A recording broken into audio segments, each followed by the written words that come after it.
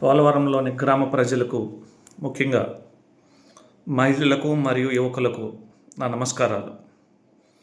ప్రతి కుటుంబాన్ని తీర్చిదిద్ది అందరినీ సరైన మార్గంలో నడిపించేటువంటి మహిళలకు నా ప్రత్యేక నమస్కారాలు. మరియు గ్రామ భవిష్యత్తు అయినా, దేశ భవిష్యత్తు అయినా, కుటుంబ భవిష్యత్తు అయినా ఆధారపడి ఉంది యువకుల మీదే. కాబట్టి ఆ యువకులకు కూడా నా ప్రత్యేకమైనటువంటి నమస్కారాలు. ఒక ఊరు బాగుండాలంటే ఆ ఊరిలో బడి మరియు గుడి ఉండాలి అంటారు పెద్దలు. గుడి అంటే అది గుడి కావచ్చు, చర్చి కావచ్చు, మసీదు కావచ్చు, మరేదైనా ప్రార్థనా మందిరం కావచ్చు.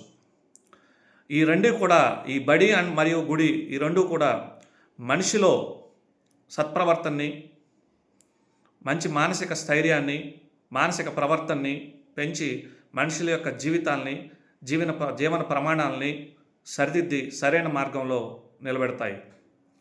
అందులో భాగంగానే కీర్తిశేషులు మా నాన్నగారు అయినటువంటి చల్లారి సత్యం గారి పేరు మీదుగా మా స్థాయిలో మాకు తోచినంత విధంగా మన గ్రామంలో కొన్ని సహాయ కార్యక్రమాలు, కొన్ని దైవ కార్యక్రమాలు చేయడం జరుగుతుంది. ఆ ఉద్దేశంతోనే మన ఊరిలో ఉన్నటువంటి అభయాంజనేయ స్వామి దేవస్థానానికి కొన్ని వాస్తు దోషాలని పరిష్కరించి దానికి మరమ్మతులు చేయించి గ్రానైటు మరియు కొంతమంది సగర సోదరులు మరియు మన ఏపూరు సుబ్బారావు గారిని మనటువంటి ధనంజయతో కూడా కొద్ది సహకారంతో దానికి మరమ్మతులు చేయించి రూపుదిద్దడం జరుగుతుంది. ఆ క్రమంలోనే ఈ నెల 27న జరగబోయేటటువంటి శ్రీరామనవమి మహోత్సవాలు మా చేతుల మీదుగా ఆ గుడిలో జరపడానికి నిశ్చయించుకున్నాం. కావున ప్రజలందరూ ఆ కార్యక్రమానికి విచ్చేసి దాన్ని జయప్రదం చేయవలసిందిగా కోరుచున్నాం. మరి అన్ని కార్యక్రమాలు జరుగుతున్నాయి. ఇటీవల కాలంలో మన ఎస్సీ సోదరులు చాలా అంగరంగ వైభవంగా ముత్యాలమ్మ తల్లి గుడిని ప్రతిష్ఠించడం జరిగింది. అలాగే మన విశ్వబ్రాహ్మణ సోదరులు అందరూ కలిసి బ్రహ్మంగారి గుడిని కూడా నిర్మించడం జరుగుతుంది. ఈ రెండు దేవాలయాలకు కూడా మాకు తోచినంతగా మా ఆర్థిక స్తోమతను బట్టి మేము విరాళాలు, మా సహాయాన్ని కూడా అందించడం జరుగుతుంది. మరి అన్ని మతపరమైన కార్యక్రమాలు, అన్ని రాజకీయపరమైన కార్యక్రమాలు, అన్ని అభివృద్ధిపరమైన కార్యక్రమాలు గ్రామంలో జరుగుతూనే ఉన్నాయి. కానీ మన గ్రామానికి ముఖ్యమైనటువంటి బొడ్డురాయి విషయంలో ఎందుకంత నిర్లక్ష్యత, ఎందుకంత ఉదాసీనత, ఎందుకంత వ్యతిరేకత? ఇది ప్రజా వ్యతిరేకత కాదు, ఇది కేవలం రాజకీయ వ్యతిరేకత. ఎందుకంత రాజకీయ వ్యతిరేకత? అసలు బొడ్డురాయి అంటే ఎంతమందికి తెలుసు? ఆలోచించండి. బొడ్డురాయి అంటే నాభిశిల అంటారు. ఈ నాభిశిల భారతీయ హైందవ ధర్మం ప్రకారం, సనాతన ధర్మం ప్రకారం ప్రతి గ్రామానికి 4 దిక్కులు, 8 పొలిమేరలు ఉంటాయి. ఈ 4 దిక్కులు, 8 పొలిమేరల మధ్య ఉన్నటువంటి ప్రకృతి శక్తిని, వాస్తు చక్రాన్ని, భూమాకర్షణ చక్రాన్ని, స్థితిగతుల్ని సమీకరిస్తూ, ఆ ప్రకృతి శక్తిని సమీకరిస్తూ, సమ్మేళనం చేస్తూ, నిర్వహిస్తూ, నియంత్రిస్తూ ఉండేదే ఈ నాభిశిల. ఇది సైంటిఫిక్ కూడా ప్రూవ్ అయింది. వేరే దేశాల్లో ఈ నాభిశిల లేని వాళ్ళు క్లాక్ టవర్స్ అని, స్టాచ్యూస్ అని కట్టడం జరుగుతుంది గ్రామ మధ్యలో. ప్రజలారా, నాభిశిలలో ఆదిపరాశక్తి అవతారమైనటువంటి 18 శక్తి రూపాలలో ఉన్నటువంటి ఆదిపరాశక్తి ఒక రూపమైనటువంటి శీతలాదేవి యంత్ర రూపంలో అడుగు భాగంలో ఉండి 8 పొలిమేర శక్తుల్ని సమన్వయం చేసుకుంటూ ఉంటుంది. శిల రూపంలో త్రిమూర్తులైనటువంటి బ్రహ్మ, విష్ణు, మహేశ్వరులు వీళ్ళు ముగ్గురు కూడా ఈ ప్రకృతి శక్తిని మరియు వాస్తు భూమి ఆకర్షణ శక్తుల్ని సమన్వయం చేస్తూ, సమీకరణ చేస్తూ, నిర్వహిస్తూ, మంచి చెడుల్ని నిర్దేశిస్తూ మనల్ని ముందుకు నడిపిస్తూ ఉంటారు. శీతలాదేవి అంటే చల్లనిది అని అర్థం. అంటే గ్రామంలో ఉన్నటువంటి మనుషులను, పశువులను, పంటలను, పశుపక్షాదులను కూడా చల్లగా చూసేదని అర్థం. మరి అటువంటి చల్లని తల్లిని నిర్మించుకోవడానికి మనకు వచ్చిన అడ్డంకులు ఏంటని ప్రశ్నిస్తున్నా. ప్రతి ఒక్కరిని ఆలోచించాలని కోరుతున్నా కూడా. ఈ చల్లని తల్లి నిర్మించుకోవడంలో మన గ్రామంలో కొన్ని నెలల క్రితం ఆటంకాలు ఏర్పడినాయి. ఈ ఆటంకాలు ఏర్పడటం వల్ల దాని తరువాత కాలంలో అతి దగ్గర కాలంలోనే సుమారు 30 మంది నుంచి 40 మంది చిన్న వయస్కుల నుంచి పెద్ద వయస్కుల వరకు వివిధ కారణాలతో చనిపోయి ఉన్నారు. కారణాలు ఏదైనా అయి ఉండొచ్చు. మరి ఇటువంటి పరిస్థితుల్లో కూడా మనం బొడ్రాయి గురించి ఆలోచించకూడదా అని అడుగుతున్నా. ముఖ్యంగా బొడ్రాయికి తూర్పునున్నటువంటి బీసీ కులాలు, కాపులు, ఎస్సీ సోదరులు, ఉత్తరంగా ఉన్నటువంటి కులాలు గత 10 సంవత్సరాల్లో ప్రతి కుటుంబాన్ని మీరు తరిచి చూస్తే ఏదో ఒక విధంగా ఆర్థికంగా నష్టపోవటము, కుటుంబపరంగా నష్టపోవటము, కుటుంబంలో ఉన్న మంచి వ్యక్తుల్ని, పెద్దల్ని దూరం కావటము, ఇలాంటి జరిగి కుటుంబాలు ఛిద్రమైపోయి తల్లులు, ఆడవాళ్ళు ఆవేదనకు గురవుతున్నారు. వాళ్ళ ఆవేదనను, వాళ్ళ ఆక్రందనలను మనం పట్టించుకోవాల్సిన అవసరం లేదా? రజకుల బజార్ కావచ్చు, బ్యాంకు బజార్ కావచ్చు, గౌడ బజార్ కావచ్చు, యాదవులు కావచ్చు, ఎస్సీ సోదరులు కావచ్చు, బొడ్రాయికి ఉన్న ఉత్తరమైన కులాలు కావచ్చు, ఎన్ని కుటుంబాలు, ఎన్ని అవస్థలు, ఎంతమందిని ఏ విధంగా మిస్ అవుతున్నారనేది ఒకసారి ఆలోచించండి. చేతికి అంది వచ్చిన యువకులు చనిపోవటం, చేయుతనివ్వాల్సిన యువకులు చెడు వ్యసనాలకి బానిసలు అవ్వటం, కుటుంబాలు చిన్నాభిన్నం అవ్వటం, ఎంతోమంది తల్లిదండ్రులు కన్నీటితో మిగిలిపోతున్నారు. ఇది ఆలోచించాల్సిన సమయం. అన్నిటికీ కూడా నేను బొడ్రాయి నిర్మించడం ఒకటే పరిష్కార మార్గం అని నేను అనను.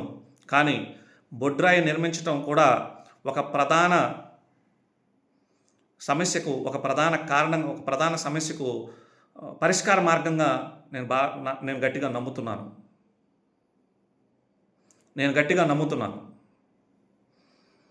రాజకీయాలు గ్రామ అభివృద్ధిని నిర్ణయించకూడదు. మన ఊరిలో గ్రామ పెద్దలు ఉన్నారు, కుల పెద్దలు ఉన్నారు, రాజకీయ నాయకులు ఉన్నారు. మరి కేవలం రాజకీయ నాయకుల అభిప్రాయం మేరకే మన వేళ్లతో మన కళ్ళను పొడుచుకోవటం ఎంతవరకు సమంజసం అని అడుగుతున్నాను. ఎలక్షన్స్ వస్తుంటాయి, పోతుంటాయి.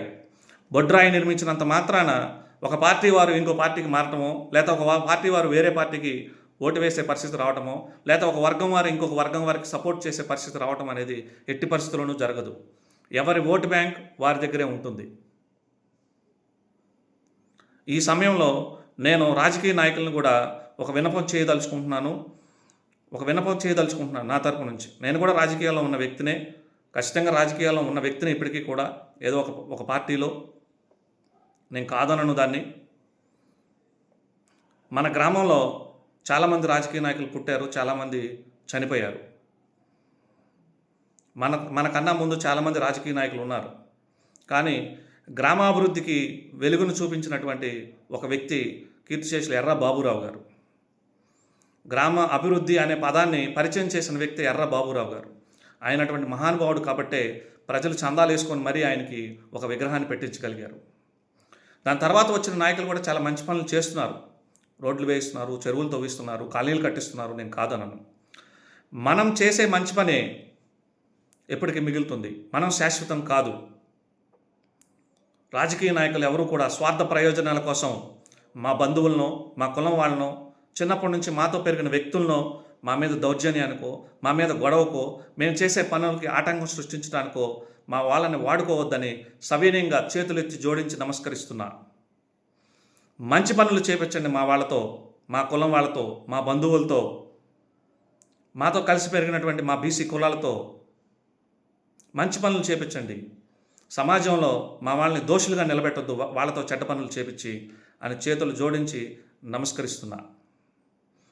ఇక్కడ మరీ ముఖ్యంగా మహిళల్ని, యువకుల్ని సూటిగా ప్రశ్నిస్తున్నా. ఒకటి, గ్రామంలో ఉన్నటువంటి రాజకీయ నాయకులు, ఇరు పార్టీలకు సంబంధించిన రాజకీయ నాయకులు ఒకరినొకరు కలిసి తిరగటం లేదా? ఒకరింట్లో మంచి చెడులు ఒకరు వెళ్ళటం లేదా? ఒకరినొకరు మాట్లాడుకోవటం లేదా? మధ్యవర్తులను నియమించుకొని ఒకరినొకరు సందేశాలు పంపించుకోవటం లేదా? గ్రామంలో జరిగేటటువంటి అభివృద్ధి కార్యక్రమాల్లో కాంట్రాక్టుల్లో కమిషన్లు మాట్లాడుకొని పనులు చేసుకొని ఆదాయాలు పొందటం లేదా? మరి అదే ఒక బీసీ వాడో, ఒక ఎస్సీ సోదరుడో పని నిమిత్తం, పేదరికంలో ఉండేవాడు పని నిమిత్తం ఎవరైనా ప్రతిపక్ష రాజకీయ నాయకుడి ఇంటికో లేకపోతే అధికార పక్ష రాజకీయ నాయకుడి ఇంటికో వెళితే వాడు శీలం పోయినంత తప్పు, వాడిని అవమానిస్తారు. అవహేళన చేస్తారు. వాడిని ద్రోహిగా నిలబెట్టాలని వాళ్ళకున్న మంది మాగలాలతో వాడి పరువుని బజార్కి ఈడుస్తారు. మీరు మాత్రం మీ రాజకీయాలు మీరు కలిసిమెలిసి ఉండొచ్చు.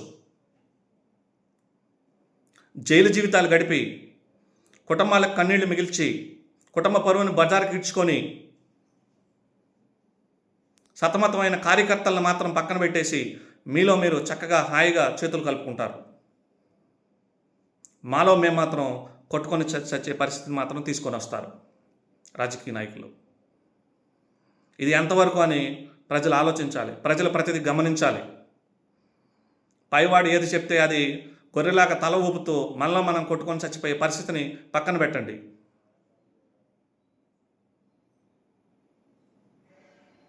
ప్రజలందరూ కలిసి ఉండాలి. 20 సంవత్సరాల క్రితం ఈ గ్రామం ఎలా ఉందో, కుటుంబాలన్నీ కలిసి ఉన్నాయి, కులాలన్నీ కలిసి ఉన్నాయి, ప్రజలందరూ కలిసి ఉన్నారు. ఒక గాంధీ బొమ్మ సెంటర్లోనే 100 నుంచి 120 మంది యువకులందరం కలిసిమెలిసి చాలా సరదాగా జీవనం గడిపాం. ఈరోజు ఆ పరిస్థితి లేదు. రాజకీయ నాయకులకు లేని పార్టీ ఫీలింగ్స్ మనకెందుకన్నా?